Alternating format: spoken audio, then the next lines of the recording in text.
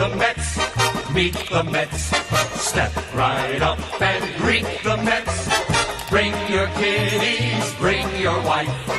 Guaranteed to have the time of your life, because the Mets are really socking the ball, knocking those home runs over the wall. East side, west side, everybody's coming down to meet the Mets Mets of New York town. Oh, the butcher and the baker and the people on the streets, where do they go? To meet the Mets! Oh, they're hollering and cheering and they're jumping in their seats. Where do they go? To meet the Mets! All the fans are true to the orange and blue, so hurry up and come on down, 'cause we got ourselves a ball club, the Mets of New York town. Give 'em a yell, give 'em a hand, and let 'em know you're rooting in the stand. Come on and meet the Mets, meet the Mets. Step right up and greet the Mets. Bring your kiddies, bring your wife. Guaranteed to have the time of your life, because the Mets are really socking the ball, knocking those home runs over the wall. East side, west side, everybody's coming down to meet the Mets Mets of New York town, of New York town. How's it going, Mets and baseball fans? Thank you all so much for chiming in for another live stream here on the channel, discussing, surprise, surprise, the Mets and their continued search for a president baseball operations GM. And we'll be getting into exactly the details from Sandy Alderson's presser that transpired earlier today, as he is representing the Mets as they're really, I guess you could say, GM in the GM meetings, even though the Mets still plan to hire a GM. So we'll be getting into all that transpired from that presser today, in particular, what we should take from it, what is important, what's not, and overall what has transpired with the Mets. Also, as another name has been in the reins as a potential GM fit for the Mets, that being an Adam Cromie, that we'll be getting into further in the live stream, along with plenty of other things to talk about in Mets land. A lot is going on this offseason. We can expect things soon, regardless on who exactly is going to get hired. No less things are going to be happening. Hopefully good moves. I'm really excited to get into this detailed discussion as we break it all down, folks. But before I go any further, I just want to thank everyone again for first chiming in the live stream, or if you're watching on replay, I appreciate it just as much. Make sure to smash that like and subscribe button. As always, help us get to 100 likes by the end of the stream for the first short-term goal. I'd like to shout out Mets Productions for becoming a new member on the channel. Thank you so much for that. And also thank you so much for the couple donations. I really appreciate that as well. So hype in the chat array for my good friend Mets Productions. I see AB, I see Insanity, great member on the channel. Leon, Dave, a great subscriber and friend on the channel. How's it going, my friend? Tremont, Ghostway, Joe D, Jack Palmero, another great member on the channel. Northeast, how's it going? Thomas, great friend and member on the channel. How's it going, buddy? OG Justino, what's up, buddy? Is that who I think it is? If that's Nino, shout out to you, Nino. Thank you for chiming in. Michael, how's it going, my man? Thank you for being here. Another great friend. Compton LSD with the $5 donation. I know. Congratulations to your Braves on winning the World Series. I was waiting for when you would chime back in the live stream. Thank you for the donation, though, no less, guys. He's literally the nicest Braves fan you'll ever meet. He deserves it. I'm happy for you, buddy. Not necessarily happy for the Braves, but I am happy for you. And I really, really appreciate the donation, no less. Thank you for that, my man. And everybody else chiming in, Robert, RG, Brandon, Chris, Andre, Christopher, Ivan. Thank you all so much for being here, folks. Now let's dive in. We got a lot to talk about. Enrique, how's it going? All you guys see this list, guys? I couldn't even really fill to the actual T of what I wanted to have as my bullet points today, given that there's so many things I need to be talked about that haven't even been talked about really on the channel yet. Because if you guys are not aware, shortly after our last live stream on the channel, I believe was last Thursday, maybe, I could be wrong. The time recording this, it's November 9th now, 7:05 p.m. Eastern time. But the last live stream we did regarding the President Baseball Operations search, a couple hours later, two of the important names that were in the search at the time were taken out for different reasons. So we'll be getting into that shortly. But I first want to start off today's live stream by focusing on really something unfortunate, heartbreaking, and that transpired. It was reported yesterday morning, was that Pedro Feliciano, the southpaw reliever for 9 years during his time with the New York Mets, tragically passed away yesterday, I believe the age of 45. So my thoughts and prayers are with Pedro's family, perpetual Pedro, during this terrible time. Just heartbreaking stuff to hear. Was definitely a fantastic Met, someone that was a stronghold in that Mets bullpen for really just about a decade. So for him to be gone way too soon, again, my thoughts and prayers are out with him and his family and friends and everyone that's been impacted by Pedro's passing right now. Just terrible news of the year. But I want to make note of that because I wasn't able to in my previous videos. So I definitely want to get that out there for Pedro, wishing him, hoping that his family is going to be able to get past this, even though that I know that's far easier said than done. I don't know the details of how he passed, nor do I think that's necessarily important. All I know from reports that I saw is that he passed away during his sleep. I don't know exactly how accurate that is, but no less, still heartbreaking stuff for a guy at his age and knowing how much he impacted not just the Mets community, the baseball community, and everything in between. So again, thoughts and prayers with his family during this troubling time. But getting on to, I shouldn't even say it's much of more of a positive note because it really isn't, is Chili Davis. If you guys don't know, Chili Davis did used to be the hitting coach for the New York Mets, was fired just after, I believe, 24 games in the 2021 season, was replaced by Hugh Quattlebaum, even though the Mets hitting didn't really get any better after that for the most part. But Chili, who was with the Mets since the 2019 season, who had a very good year with the Mets offensively in 2019, 2020, not so much when it came to certain players. And I think the short and pandemic year was a heavy factor in that. But Chili, who's known as an old school mentality type guy as it is, had a lot of choice words to say about the Mets and really the direction that they're going down. And the only reason why Chili Davis did not make anything public is that he wasn't officially cleared off of his contract until this offseason. So now that he talked to Mike Puma through the New York Post and had some, again, choice words to say, basically stressing how the Mets really need a clean house. They're not going in a good direction. Did not believe that Zach Scott was fit to be GM. As you know, Chili Davis is very old school. Zach Scott, up until, his departure now with the Mets because he's no longer with them in the organization, thanks to his DWI situation to a certain extent, known as an analytics guru. And Chili Davis emphasized that he should have stayed in analytics and felt that there was really manipulation that went on, and something that was a controversial topic throughout the season for us Mets fans, in case you guys have been following along or not, on who exactly is making the lineup for the Mets. And we see reporting from Zach Scott himself that would say that, Rojas controls the roster, the lineup configuration. Then you see other reporting that was contradictive.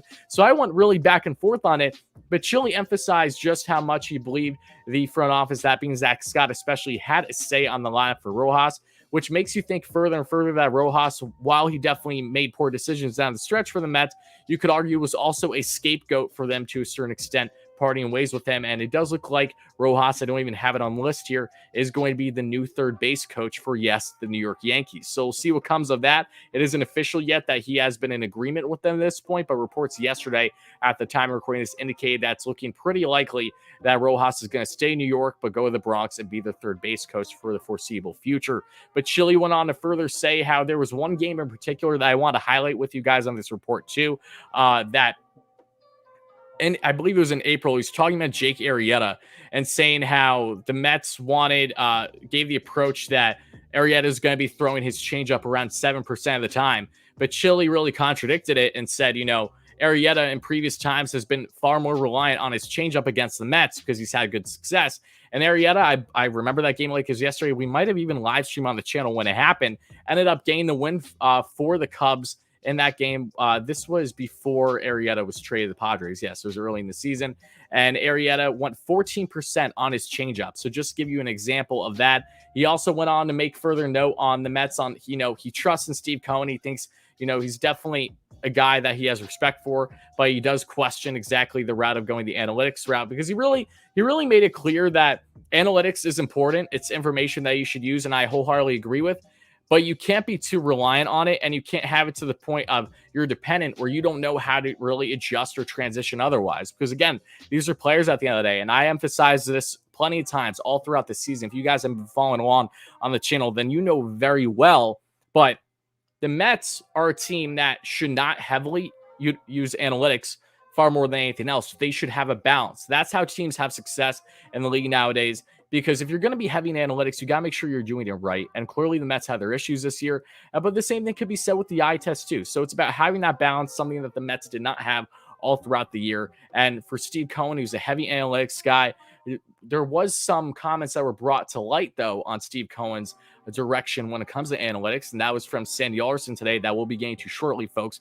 Again, we have a lot to discuss on that presser, so keep that in mind as you're watching, listening, whether it's live or on replay. Again, smash a like and subscribe on. Help us get a 10K subs, folks. We're getting awfully close. We'll be doing a big giveaway on the channel once we get to that plateau, and also help us get to 100 likes, as I mentioned already. I'm going to be answering a lot of questions, but all I say is that I ask you guys to kind of hold back from them if you're watching live in the chat right now for a little bit, because I have a lot of points I want to get across with you guys, because we haven't really talked about it yet. But I want to make note of this by Chili Davis. I was happy to see this come to light, because Chili is someone that, while I wasn't in love with to beginning, because I'm personally not someone that is entirely in love with old school mentalities with any approach, but something that's been proven more evident for myself and many others is that while old school may not always look pretty, you also need that in today's game just as much as you need analytics. Now, how much should analytics overweigh the eye test and having more of a gut feeling for things? That's something that's, can be judged varying on the organization for sure, as they've had different levels of success. But I think there's something that needs to be said about how the World Series went this year as well, with two of the longest tenured managers in the game right now, Dusty Baker and Snicker from the Braves, and just showing that these guys are not heavy analytics minds at all, but they were still able to get the job done. So I think that's telling that the Mets obviously need to keep analytics in mind going forward. It's important in today's game, but you also should not denounce the potential impact that more seasoned people in the game can have for sure, especially just knowing that when it's proper time to get away from the numbers and focus on how has this player or these players performed against this specific team. We shouldn't go away from what has been the common trend year in and year out over maybe this matchup just because the numbers are now telling us otherwise, because odds are that might not necessarily be in favor of the numbers in the end. So just want to throw that out there. I felt it was important to touch on, and it was very interesting to see Chili share his thoughts. Wish him nothing. I never had anything personal against Chili Davis, and as we know, everything that could have went wrong for the Mets in 2021 with their hitting approach basically went wrong. And you have to wonder, as someone who Chili made note that he believes that Michael Conforto, Jeff McNeil, Dom Smith, among others, would not have had the poor approach all year long that they had if Chili stayed in place as hitting coach. It does make you wonder how things would potentially be different. But again, that's in the past. We're focused on the now. I do want to touch on a couple more things before we get into really this entire search. I do see a new member on the channel, however. Steven, thank you so much for the membership. I appreciate that. Hi in the chat for Steven for the membership. Thank you for being a part of the community, my friend. Happy to have you here.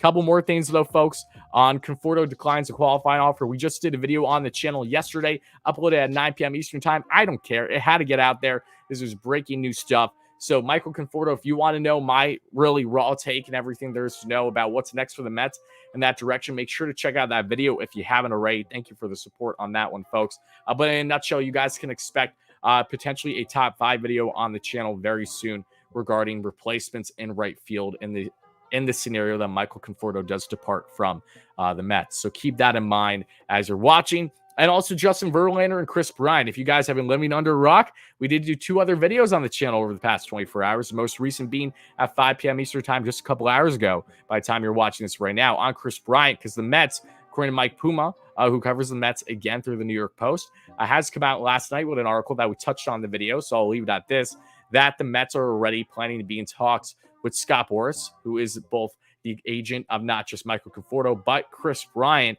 on looking at KB as a potential fit. So we'll see what comes of that. I broke that all down in the video, however, and same thing with Justin Verlander, as the Mets had a couple scouts in attendance for Justin Verlander's workout yesterday also, in which the Yankees were in attendance. Many teams were in attendance. I think at least a dozen of them. So if you guys want to check out all there is to know on the Kris Bryant and Justin Verlander front, I have individual videos to get you all up to speed on what has transpired in Mets land. But that takes us now, folks, to what has happened with the President Baseball Operations and GM search. A couple more things I need to touch on, because, again, it happened just a couple hours after we last went live discussing the hiring process, and that is that both Medal, who is the assistant for the I actually have the graphic a little messed up there. I don't care. I forgot a bracket for the Baltimore Orioles, did decline the Mets, and I don't remember exactly the reasoning, but he is no longer an option. I don't even know if he declined. I just know that his name was out of the running. He was no longer an option.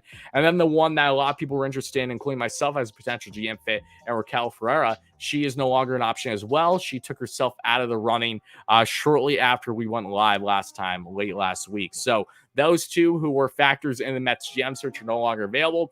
Other names that are reported as of now that are still in the mix, but there hasn't been anything further on them over the past really upwards of a week, I would say. Billy Epler, who currently is not with the team. He's currently working with an agency organization. There's some lack of optimism from latest reports that I've seen that he would even be willing to leave that, considering he just started that role and he's only, a couple weeks to months in.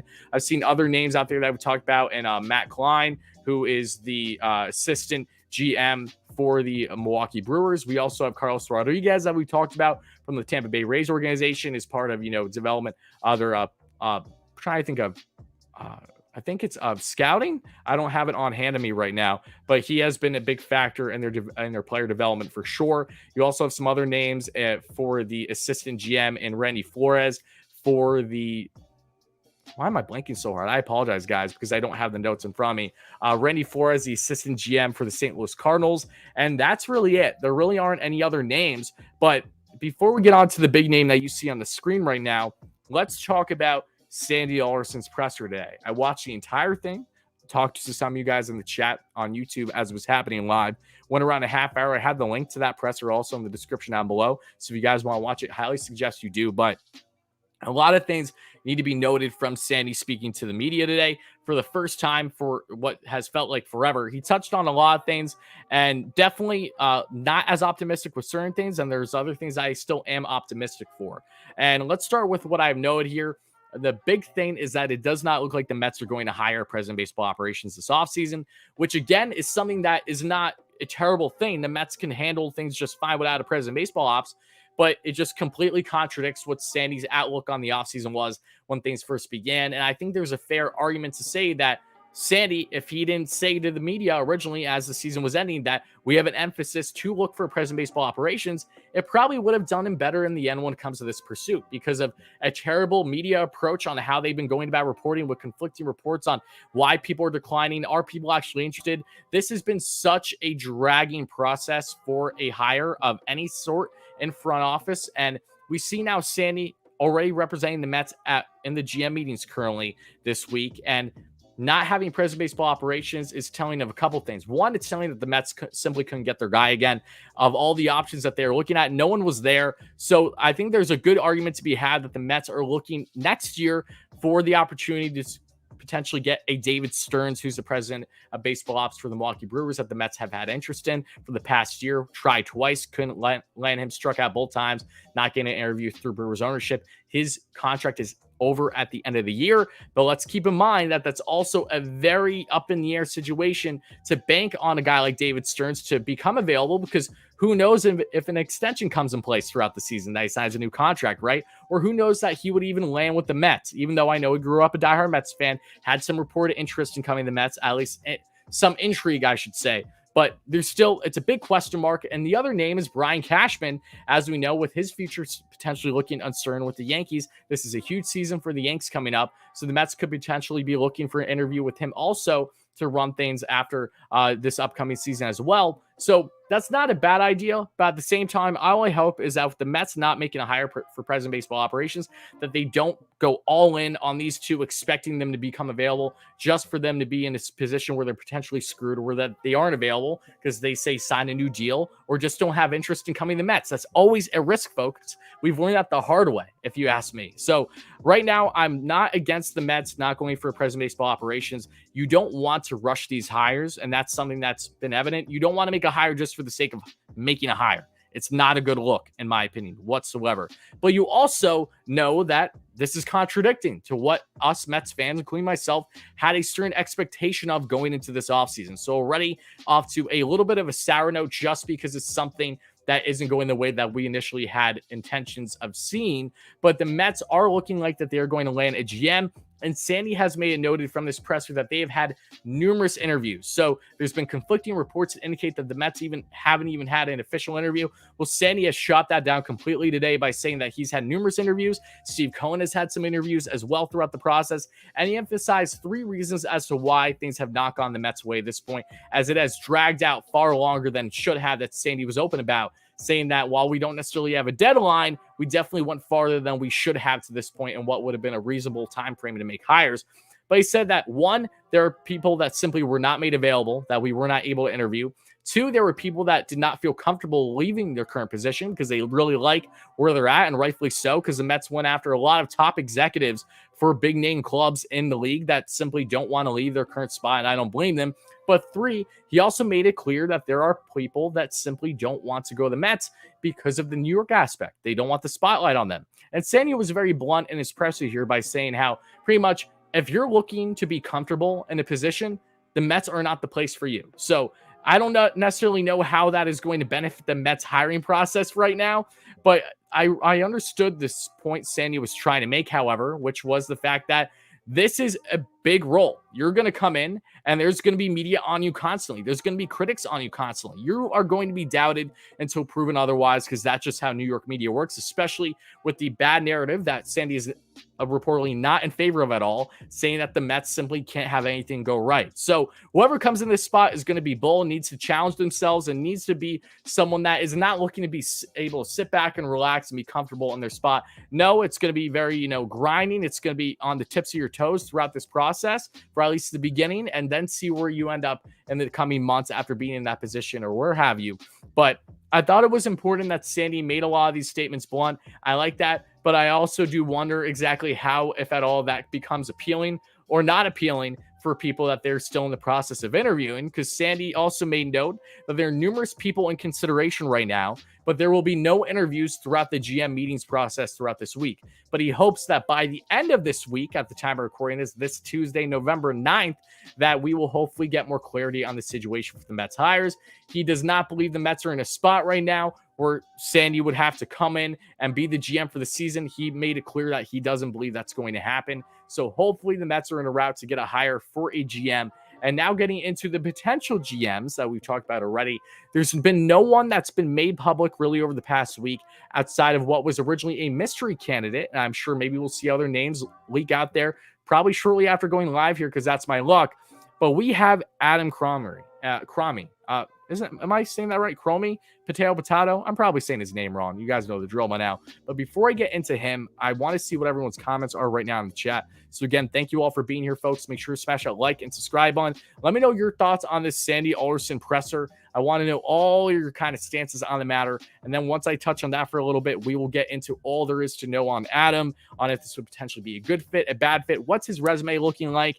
And overall, is he looking like the favorite right now for GM or not? We'll be getting into that shortly. But I just want to see everyone's thoughts here right now. Dominic with the kind words already. Hey, Wardy, why don't you apply for the job? I can call Uncle Stevie for you. I asked myself the same thing, Dom. Appreciate your support, though. Great friend and member on the channel. Hope you're doing well, buddy. As I know that you're transitioning your move to Florida.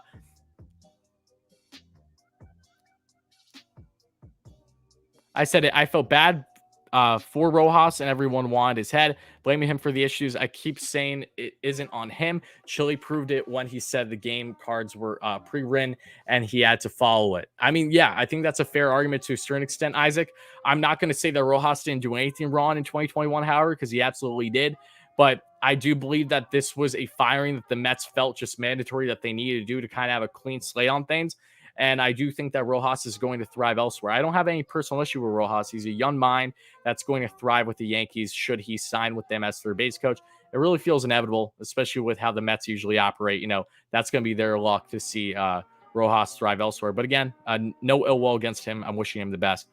Definitely sucked to hear Ferreira decline, but I feel it's probably best for her to stay in the Red Sox organization after all the chaotic news reporting regarding the Mets. Look, she's clearly comfortable in her spot. Definitely, it would have been interesting to see how her media portrayal would have been should she have arrived with Mets, but it's water under the bridge now. She's no longer an option, so it is what it is. The Mets are dragging their feet with both GM and president of baseball operations as well as manager. This is going to be a tough winter for us. I do believe this is going to be a fairly challenging winter for the Mets, but challenging versus bad are two different things. I think that the Mets have great potential to really make this winter to remember, but something that we all need to keep in mind, Mets fans, is the CBA. And that's something that's becoming more apparent day by day as I'm reading, as I'm doing all my research on these things, is how we're potentially looking at a holdout once the CBA agreement is up this December. That negotiation process could really push winter meetings for a while. And could that benefit the Mets in this hiring process? Maybe. But again, there's so much uncertainties with how this MLB offseason is going to play out to this point that I think it's very premature to say that, oh, things are not going to go right for the Mets, or, nothing's going to go their way. Just give it time. But rightfully so, I think there's a fair argument to say that, yes, we still need things to happen sooner rather than later. And I'm glad you brought that up about manager, because that just made me remember of another thing that Sandy had to say in his presser, which was the fact that the Mets are not planning to hire anyone in the coaching staff until they start from the front office. He does not want this to be a reversal move, because naturally you start from the front office down. And I respect that from Sandy. I like that, because I don't want the Mets to make all these hires, make all these decisions without a new front office in place. Why are you going to hire a new manager and coaching staff without a GM, and then you hire a GM and that's what he has to work with, when you normally want to hire a GM that can have somewhat of a say or a very significant say, the main say, and making these managerial decisions? That is their role. Sandy's hands should be out of that. So I like the fact that to this point, even though that, yes, it's dragging out a little bit, thankfully the Mets don't have other teams that they have to compete with for a new manager much outside of really the Oakland A's. Yes, there might be some other teams that make decisions for, bench coach, hang coach, things of that nature, but the Mets don't have too much competition for going after an actual manager, and they're going to either be seeking options made available, maybe Mike Shildt, who's no longer the manager of the St. Louis Cardinals. Maybe they're going to go other routes that we've discussed in a previous video with guys that are currently either in organizations as bench coach, hang coaches, or maybe people that have been out of baseball for a little bit that are looking for a new opportunity. A lot of different routes the Mets can go down, but no less, I like the fact that they aren't jumping the gun on managerial positions just yet, because you have to make sure that you have a GM hire in place at least to really have a heavy impact in those decisions. Ironically enough, I felt a bit at ease after watching Sandy's presser. It was nice to get any sort of it was nice to see the presser. I agree, even though that it was a little underwhelming for some parts of it, just because we've been needing to see some type of dialogue with the media for us to see. It's been a while. We haven't seen any of that since the season ended. Will we have another chance at one of those big name executives next offseason?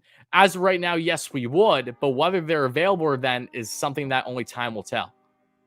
What's up, Worry? How's it going? What's up, Frankie? Thank you for chiming in, my man.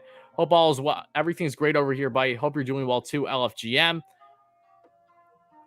One of your best hitters is Jonathan VR. You got problems. Granted, Jonathan VR is by no means the Mets' best hitter, but I understand what you're implying. Do you think they'll move the GM they hired to president baseball operations next year? No clue. No clue. I think we got to worry about who they hire as GM before anything else. So I would not go the lengths of saying that as a possibility right now.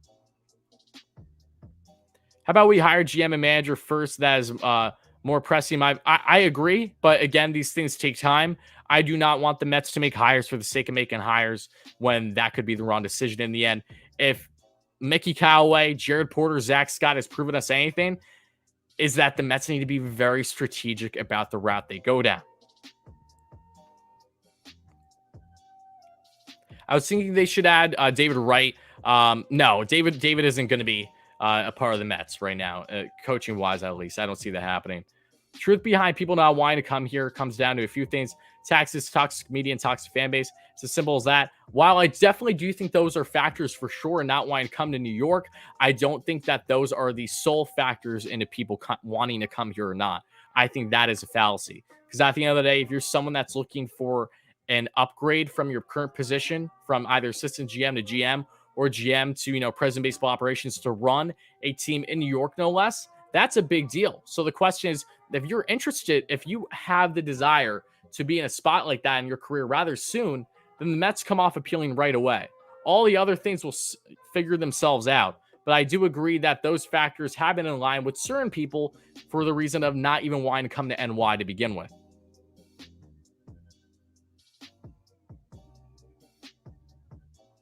Yeah, Thomas, you were. And I'm not going to touch on any further than that. We're going to keep that in house, but yeah, you're right. And I'm looking forward to talking about that more, hopefully, by the end of the week. IQ, what's up, my man? How's it going, buddy? Thank you for chiming in. How about them Knicks, baby? What's up, Mets cards and more? Appreciate everybody chiming in. See a lot more comments. How's it going, guys? Matthew, how's it going? Also, thank you for chiming in, buddy. Another great support on the channel. Do I think people are hesitant to take the job because there's a possibility David Stearns will come next year? That's a fair question that I don't believe is true, however, because if the Mets are going to hire anyone right now, it's going to be GM. Stearns will come in as president of baseball operations. So naturally, that doesn't look like that would impact things much, even though I get what you're saying, how if a new president of baseball ops comes next offseason, could that president of baseball ops decide to part ways with the GM that would be coming in place this offseason? There's potential that. So that's a good question. I really don't have much of an answer to that right now, but the more I think about it, the more I understand why you asked it. But all right, folks, let's get into now the man of the hour. Some of that we need to talk a decent amount about, in my opinion, and that is Adam Cromie, potato. I'm butchering his name. I'm sorry. This guy, very, very interesting. Feel very up in the air about him. And there's been conflicting reports that have come out about him today that I need to clear the air on as well. So regarding, a report just came out.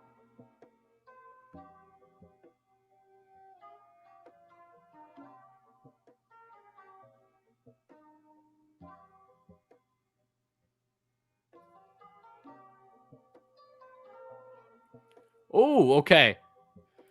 Thank you for the $2 donation and stop with the Trae Young nonsense. I appreciate the donation, though, no less. All right, guys. This is why we go live later in the evening. A report just came out through Joel Sherman. Before we even get into all the nitty gritty on him, this just came out through Joel. Exciting to see. As of Tuesday afternoon, no offer had been made for the Mets to Adam Cromie to be next GM. But he was the front runner and has been to this point, according to Joel Sherman. Had done multiple interviews with the Mets already. Offer could come in the next 24 to 48 hours unless Steve Cohen doesn't like what he hears in conversations with Cromie. Okay, take that as you will. Take it to a certain extent with a grain of salt because we know how reporting works. Just because it's reported does not mean that's a slam dunk that he is going to be the next GM for the Mets. But keep this in mind, folks. The Mets have already, according to these reports, had numerous interviews with Adam already to potentially be their next GM. So we'll see if anything comes of this. That's part of the reason why I didn't even have the other potential options that have been reported but haven't really been talked about over the past week on the list here on the graphic like we've done in previous live streams, because as of right now, it feels like it's going to be Adam or it's going to be someone else. But Adam seems like he's the focus as of now, folks. And Joel did report a couple hours ago that there's a real shot for him to be the next GM.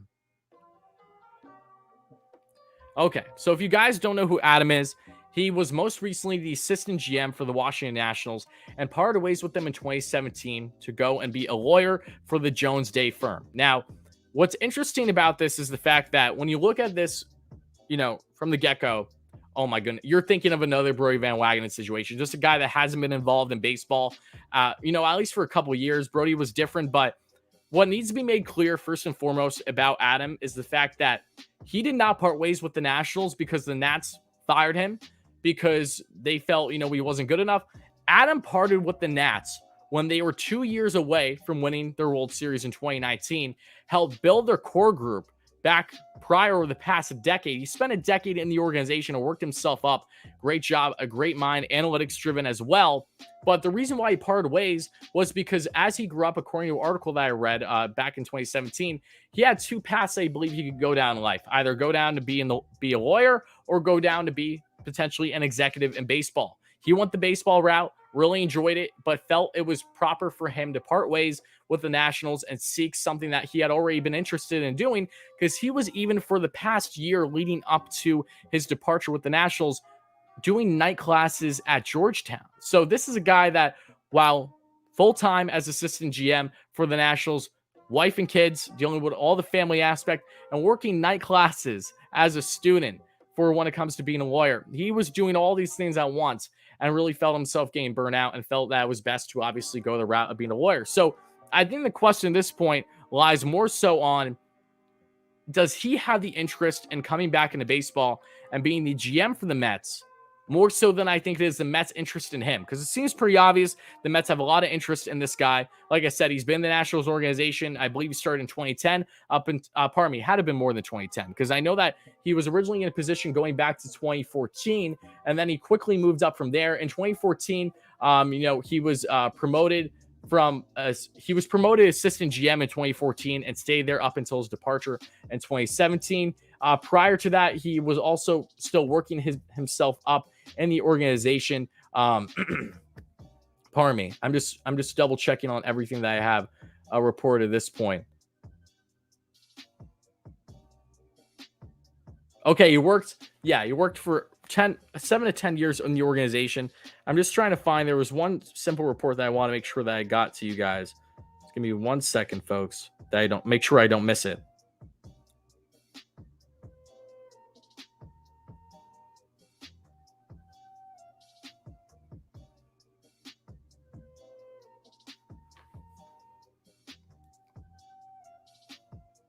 And guys, let me know your thoughts in the chat right now on Adam. Again, if I'm being perfectly honest with you, I don't know how to feel about him. His resume is really, really good. I like him a lot. He has a great analytics mind as well.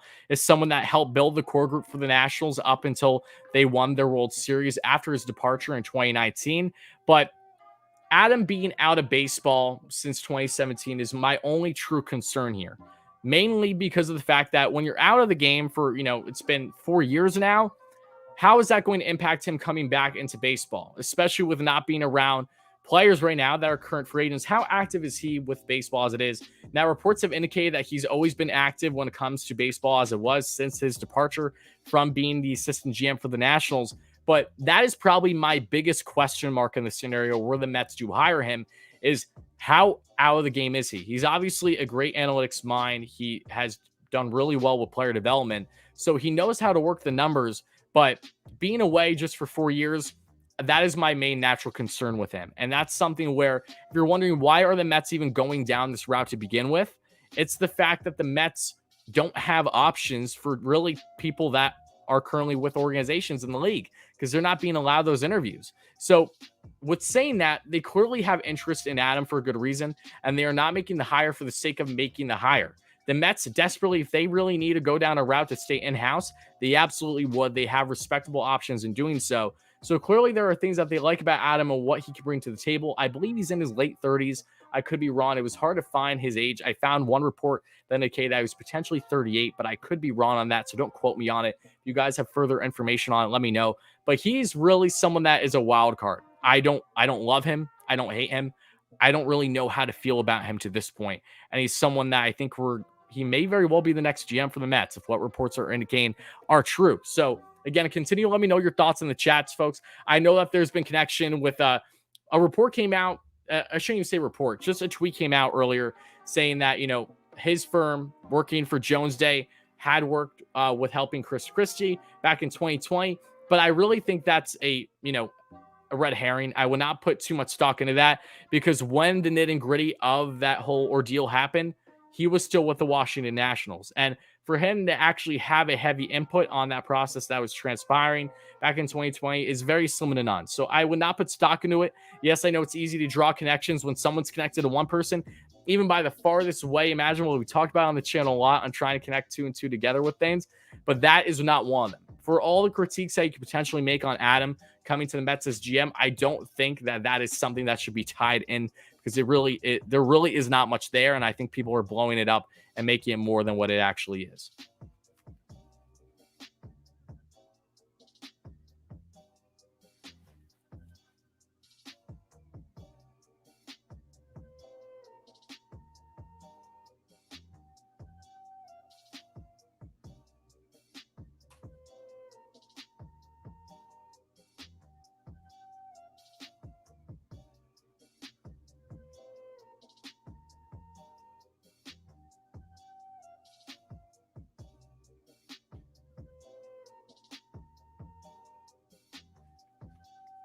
All right, I'm going to read some of your comments, folks, as I'm trying to pull up one specific report that I want to touch on regarding this, and then we'll go from there. But again, thank you guys for being here. I hope you guys are enjoying the live stream. Make sure to smash that like and subscribe on again. If you are enjoying everything that we have to offer here on the channel, a lot more great content's coming. I'm sure we'll have at least one video tomorrow, if not multiple. We'll see what happens. But a lot of things coming. Help us get a 10K subs. Help us get to 100 plus likes if we haven't reached it already.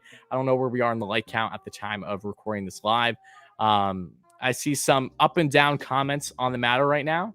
Shouldn't players be declining qualifying options as basic negotiation tactic, or am I being naive? To a certain extent, yes, for sure. But just because that happens doesn't mean that they're going to stay with the club either.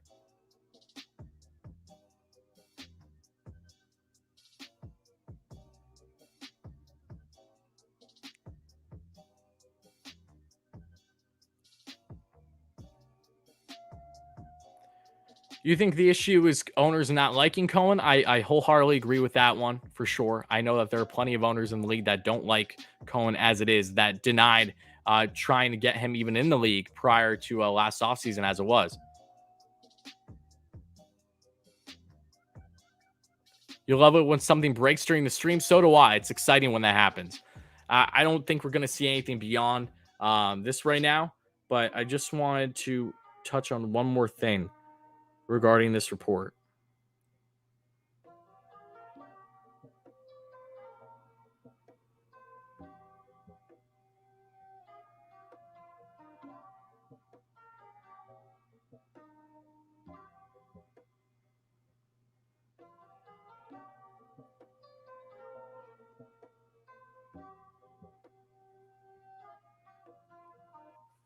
Okay.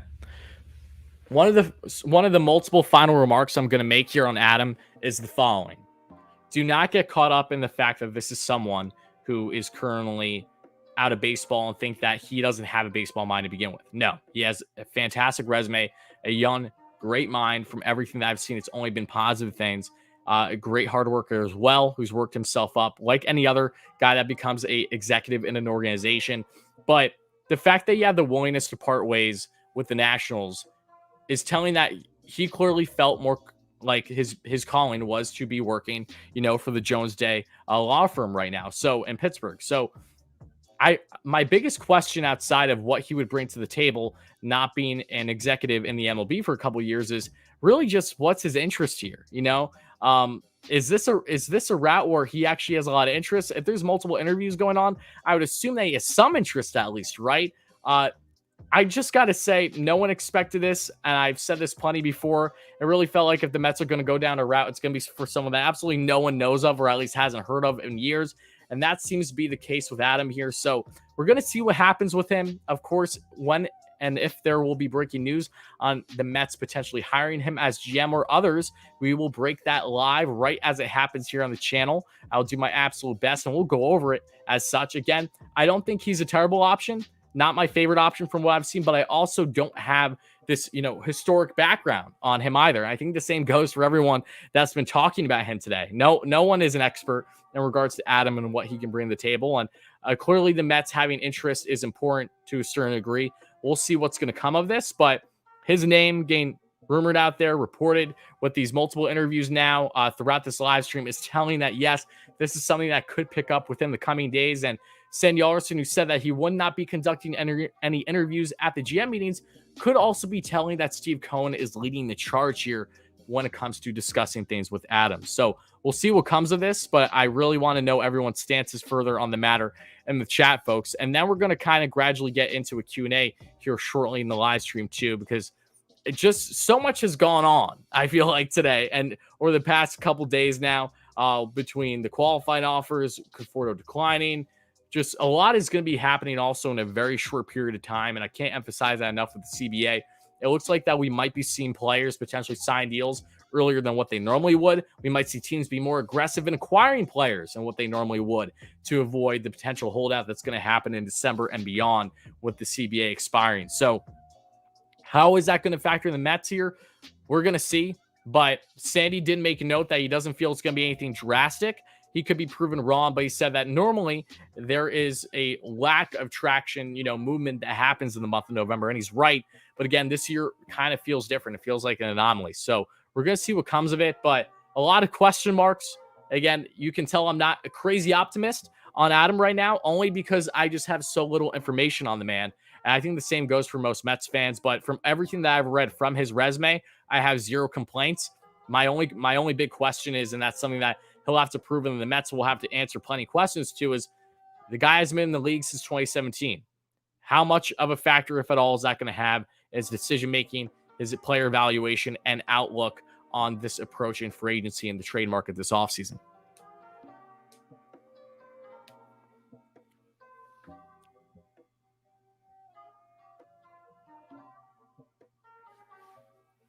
Personally, I am in for Adam. If he can build a solid Nats core, or at least be in part of it, I am going to say I would give a Cromie a chance to prove himself. That's fair. Again, I'm not really critiquing him at all. I just don't know how to feel about him. I think that's the best way to put it right now. How do you feel about a trade for Matt Chapman or Olson? Olson's not happening. Olson's actually probably going to the Yankees, if anything. Got to be honest with you. Chapman wouldn't be against Chapman at all. What's up, Andre? How's it going, my man? There's a lot of truth to what Chili Davis is saying. Yes, I agree with that. That's just an awful way to run the team. I agree, and you can tell that the Mets, it seems like, and that's something that I want to mention. I'm so glad that you brought that up, because I was thinking analytics. Sandy was asked in today's presser on what Steve Cohen's kind of outlook is on things, and he said that if you asked me, 6 to 8 months ago, that's Steve is very heavy in analytics and how that should be approached with the club. But if you ask today, he said, and I should not be speaking for Steve, but from the conversations I've had with him, it would indicate that there needs to be a mix like anything else. And maybe that was something that wasn't emphasized enough by the Mets. And it's easy to look at a guy that is so analytics driven and think that that is the best route for the Mets to go down. But naturally, you need that balance. That's something that the Mets lack this year. And I'm hoping that it's something that the Mets have heading into 2022 and beyond, because that's the best way to build your organization. It's a learning process for Steve, as it is for Sandy to a certain extent, but more so on Steve than anyone else, because he's the new owner here, right? I don't fault him for, feeling comfortable about one route and then seeing after a lack of, progress or upside in that route that he decides to, pivot otherwise or try to find that median in here. And I think that middle, and I think that's important for him. And I'm glad that was kind of brought to light a little bit. It was a good question that was asked. But yeah, someone who comes in here is going to want full control. And with Alderson here, they won't have. Mike, I'm already going to stop you there. Sandy is not supposed to be involved in day-to-day baseball operations. Whoever comes in as GM will have full control unless that person says, hey, Sandy, we want you to have a bigger say in things. So I can't emphasize enough that regardless of how you feel about Sandy Ellerson, I don't love the man. There are things I definitely don't like about him. There are things I do like about him.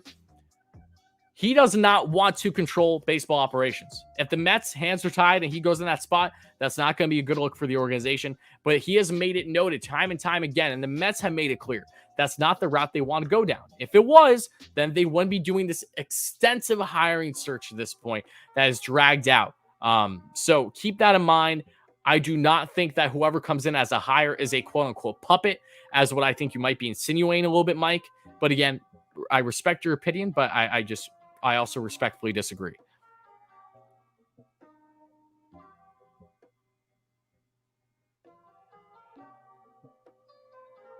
No wonder all those names withdraw from consideration since they are looking for a GM. No job security if they hire president of baseball operations next year. Again, that's fair for sure. But at the same time, just because the Mets wait another year to hire president of baseball operations doesn't mean that the current GM in place would automatically be parted with.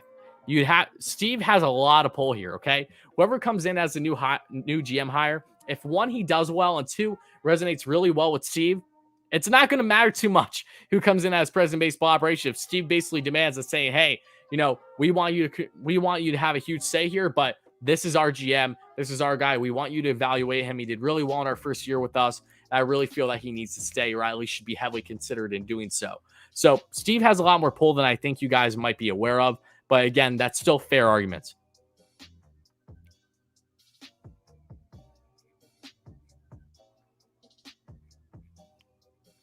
What's going on, Frank? How's it going? Great member on the channel. Hope you're doing well.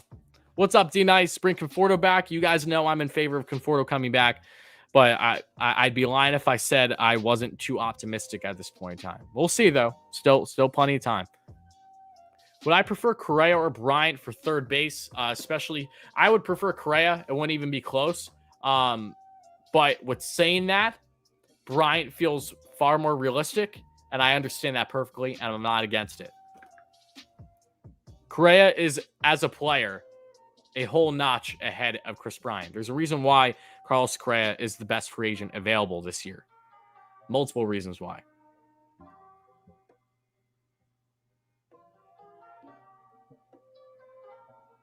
While I get that too, I know you can't force a GM on new president of baseball operations, but there's something that needs to be said about someone in this scenario where the Mets have a really good year this year. Say they have a great year with their new hire as GM. It would be hard to justify parting ways with that GM when that new president of baseball operations hire comes in place. You know what I mean? And the guy has success and maybe even has really good success. It's not in the best interest of the Mets to automatically just allow him to be parted with if clearly he's helping the Mets be in the right direction, maybe significantly.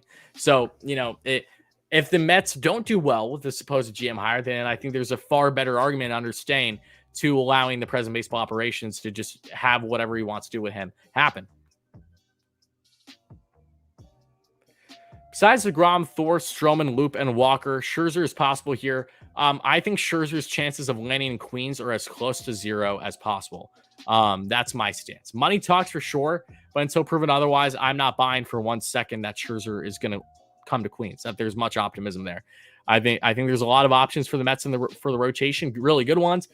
I do not think Scherzer is one of them right now. Again, unless proven otherwise. I would love to have David Wright as manager for the Mets. It's not going to happen, Steven, but I appreciate your optimism. Wait, what does Steve Cohen doesn't like? What? Nathan, Joel Sherman said that there's a solid chance, like we could see the Mets, make an offer for him within the next 24 to 48 hours, unless Cohen's conversations end up not going well with Cromie. That's what he's saying. He's saying that unless things go bad in the talks, we could potentially see something happen within the next day or so. Wonder what kind of contract it would potentially be. I'd be thinking short term if he does well. Yeah. For the GM, I don't think this will be a long-term contract at all. No, I doubt that.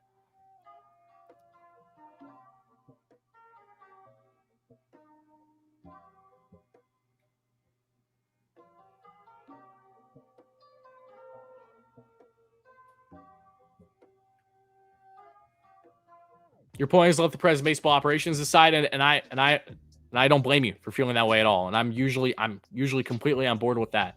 I just have my natural concern with that in a scenario where the GM in place after a year with the Mets does really well. Then I think that's something where you have to justify Cohen having to say in things.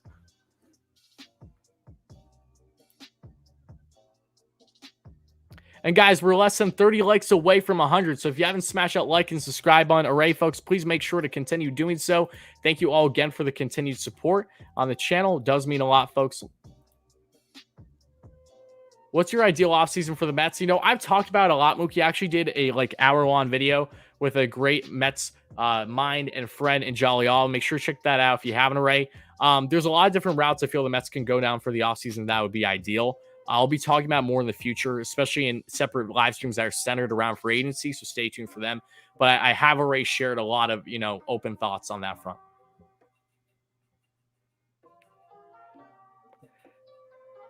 I would go full steam ahead for Correa. He's the legit guy we need in the slot that will improve everyone. I mean, I would be jumping for joy if the Mets could land Correa, but it's far away right now, I'd say.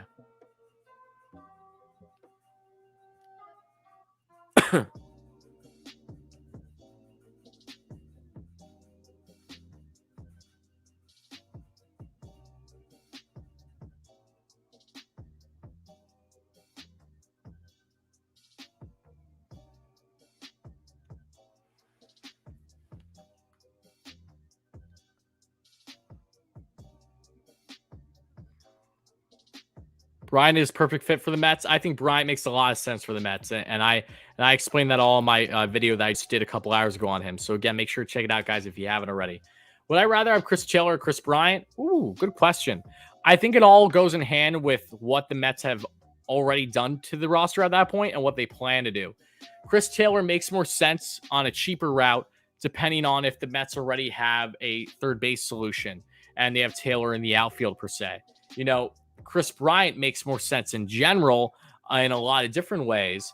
But you know, that's fair. I mean, Chris Taylor is a guy that does bring a lot to the table that isn't completely far off from Bryant, but at the same time, KB is also an X factor at times that Taylor might not necessarily be able to compete with. So I think it really goes in hand with what the Mets do at third base in the corner outfields already or plan to do when discussing those two. You know, I might be in favor of Chris Bryant more in one scenario, and I might be in favor of Chris Taylor more in another scenario.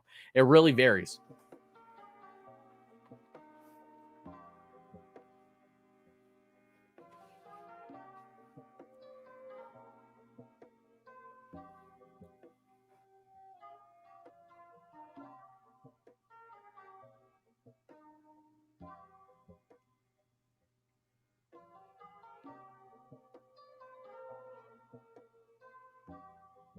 Yes, I know Correa got offered 5 years at 160 million. I think he's going to make double that, to be honest with you. I'll be fairly surprised if Carlos Correa does not sign a deal of at least $300 million. But again, term goes directly in hand with that as well.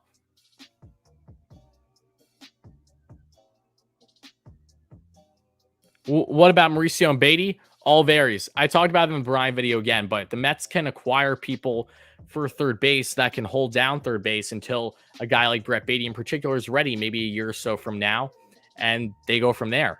They could acquire people that have versatility like Chris Bryant as well, where you don't need to have him at third base solely throughout his tenure with the Mets.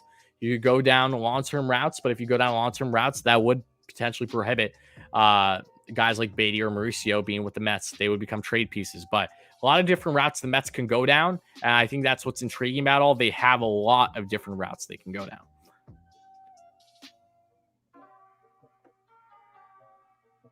Thoughts on his comments about players who had down years that they don't like the idea of selling low. Jordan, yes, it's important that you don't sell low on players for sure.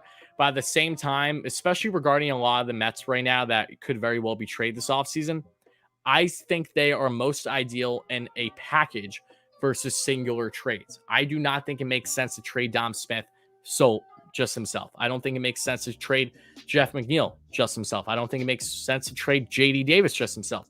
I think when you cultivate those guys in a package, that is what your ammo is. That is what you're working with most, to have multiple assets that have years of control on their contract that could help you get a big piece in return to help this team right now. Whether that's to help address third base, whether that's potentially to help more of the rotation, whether that's to help potentially the outfield, maybe even a Michael Conforto replacement, something along those lines.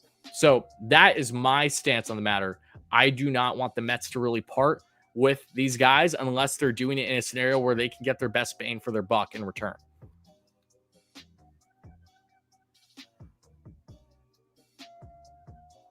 We won't have a GM and manager until Christmas. I think that's very premature to say, Barry. And I disagree.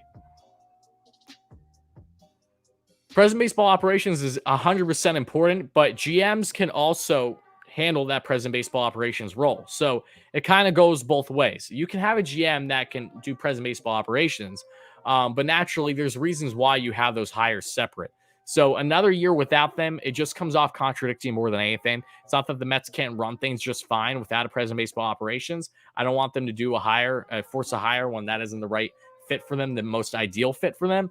But no less, it'll be very interesting to see how the route for the Mets and present baseball operations goes down over this next year.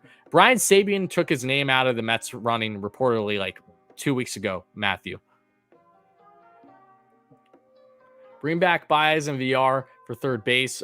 Trade for Buxton, move Nimmo to left field. Okay. I don't see Baez at third base, but I like where your head's at in general. Dave with a $2 donation. Thank you so much for the dono, Dave. Hype in the chat for Dave. Mets need to get their act together and fast. I agree, Dave, and I thank you again for the donation, my friend.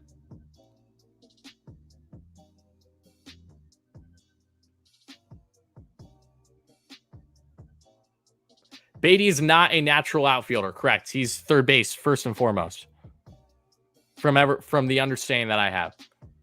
Is the Astros offer for Correa just to tell the fans they tried? Wait till to a certain extent, yeah. I mean, they gave Jose Altuve a 5-year deal, but Altuve was also 2 years prior to going to free agency, so it's a different circumstances.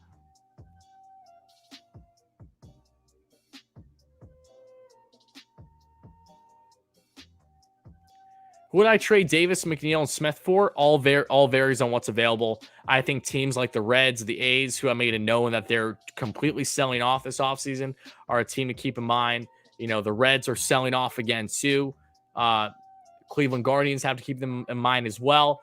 Really, a lot of the teams that were suspects last offseason to be potential trade partners for the Mets again find themselves in that very same spot this offseason until we're proven otherwise.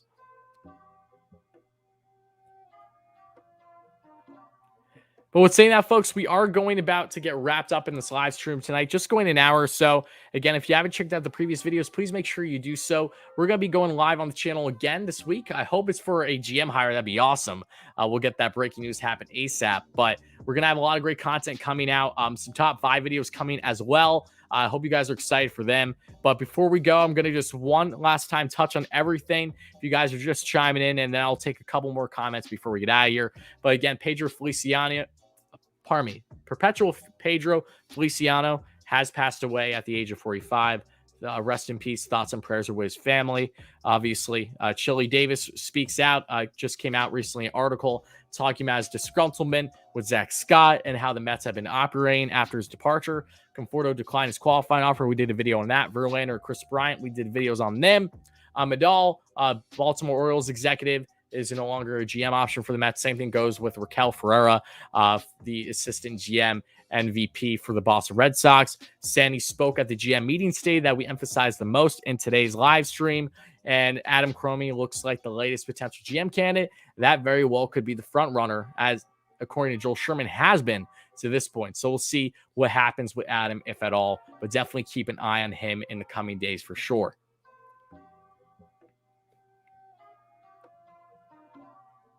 Do I think Kershaw or Verlander as a real possibility? To be honest with you, I don't. I honestly don't. As of now, I don't think that Kershaw or Verlander are coming to the Mets. And I don't think there's a strong likelihood of either of them coming to the Mets. We'll see what happens for sure, but I don't think that they're fits. I honestly don't. I don't think that they're terrible options. By no means do I think they're terrible options, but I just think that given other teams and their approach to the market, it just feels like the Mets aren't going to land either of them. Thoughts on Jesse Winker? Love Jesse Winker, but he will cost an arm and a leg to acquire. My dream offseason is getting Castellanos, Buxton, Bryant, and Javi. That's it. Love that. Love that. that would be an offseason to remember if that took place. And then Sandy, thank you for the kind words. Again, shout out to everybody in the chat again. Thank you all so much for the continued support. We will be back live on the channel, hopefully very soon, maybe even tomorrow. Who knows? We'll see. We'll wait for some breaking news to happen and more great videos, individual videos, and content on the channel coming. Make sure to smash that like and subscribe button if you enjoyed this live stream and want to see more great content like this. Outside of that, I'm out of here, folks. I'll talk to you soon. And as always, let's go Mets, baby.